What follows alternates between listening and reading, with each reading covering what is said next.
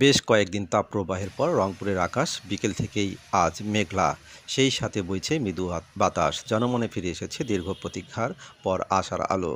দেশের ওপর মৌসুমি বায়ু এখন কম সক্রিয় এবং উত্তর বঙ্গোপসাগরে দুর্বল অবস্থায় রয়েছে।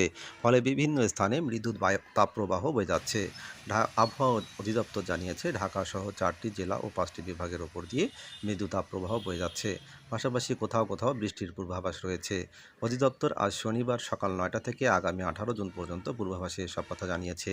এতে বলা হয়েছে ঢাকা, নারায়ণগঞ্জ, মাদারীপুর, কিশোরগঞ্জ জেলাসহ রংপুর, রাজশাহী, খুলনা, ময়মনসিংহ ও সিলেট বিভাগের ওপর দিয়ে মৃদু তাপপ্রবাহ বয়ে যাচ্ছে, যা কিছু জায়গায় প্রশমিত হতে পারে। আজ তাপমাত্রা অপরিবর্তিত থাকলেও আগামীকাল থেকে পরের 4 দিন তা সামান্য কমতে পারে। এছাড়া 18 জুন পর্যন্ত দেশের 8 বিভাগেই হালকা থেকে মাঝারি বৃষ্টির সম্ভাবনা রয়েছে। আজ সকাল 6টা পর্যন্ত বিগত 24 ঘন্টায় দেশের সর্বোচ্চ তাপমাত্রা 38.5 ডিগ্রি সেলসিয়াস ছিল রংপুরের ডিমলায়। এছাড়া বান্দরবানে সর্বনিম্ন 24.1 ডিগ্রি সেলসিয়াস তাপমাত্রা ছিল।